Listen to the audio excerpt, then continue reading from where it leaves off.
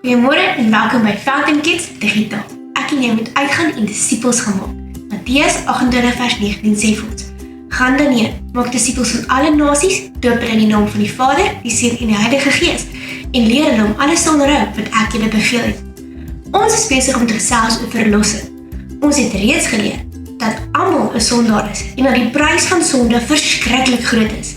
Vandag gaan ons sien hoe ek en jy vry van die prys van sonde is en vry van sonde self, en wat die antwoord op hierdie probleem was.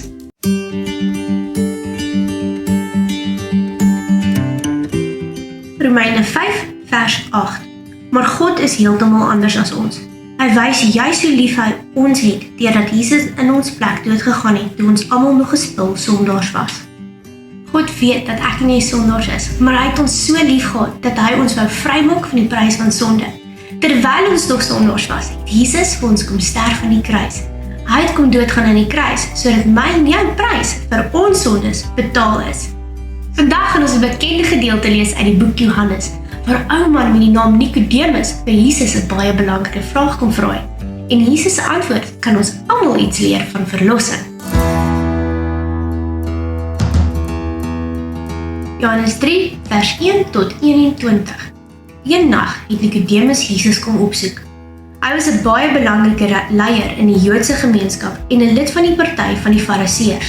Hy knoop toe met Jesus 'n gesprek aan. Meneer, ons is oortuig daarvan dat God u gebruik om ander mense te leer. Weet u waarom sê ek so? As God iemand nie bystaan nie, sal hy eenvoudig nie die dinge kan doen wat u reg kry nie.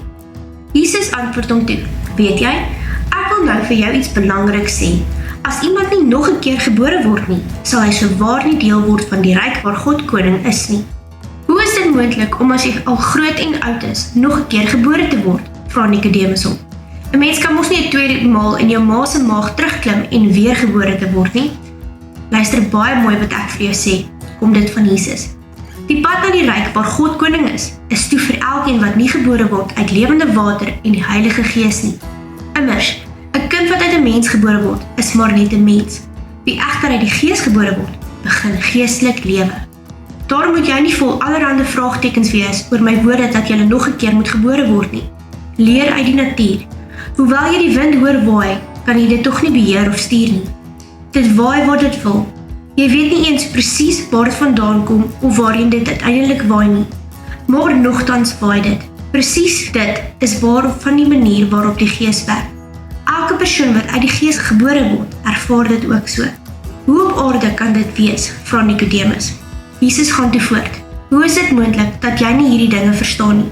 Jy is dan selfs 'n onderwyser van die Israeliete oor godsdienstige dinge touwys moet maak. Luister baie mooi. Ons praat nie oor dinge wat vir ons vreemd of onbekend is of waarvan ons niks weet nie.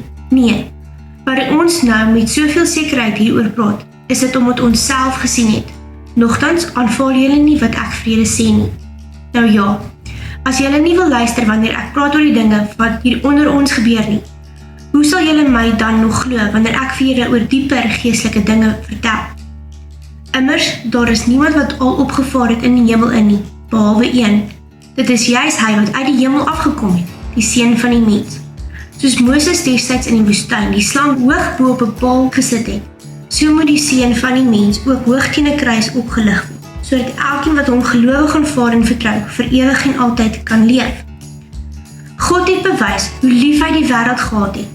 Hy het sy unieke seun na die wêreld toe gestuur, sodat elkeen wat in hierdie seun glo, nie verlore sal gaan nie, maar vir altyd saam met God kan leef. God het nie die seun na hierdie wêreld toe gestuur om net vir almal te kom sê hoe sleg hulle is nie. Nee, hy het hom gestuur sodat mense wat sleg was, weer by God kan uitkom. Dit is soos 'n hofsaak. Elkeen wat dus in geloof vir hom ja sê, is deur God vrygespreek. Aan die ander kant weer klink die oordeelswoorde nou reeds oor die wat die seun nie gelowig aanvaar nie. Julle is skuldig want julle draai julle rug vir die unieke seun van God. Hoe die dinge in die hofsaak werk kan so verduidelik word. Jesus het as goddelike lig in hierdie wêreld kom skyn. Die mens het egter meer daarvan gehou om in die donker te leef as in die lig. En daar was 'n goeie rede hiervoor. Hulle daarin optrede was net 'n onheilige en slegte gekonkel.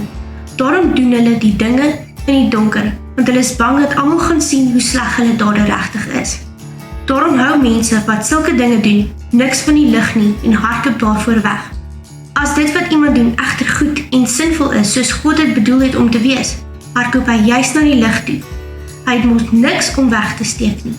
Almal sal duidelik kan sien uit die dinge wat hy doen, dat hy iemand is wat aan God se kant staan en aan wie se kant God ook is.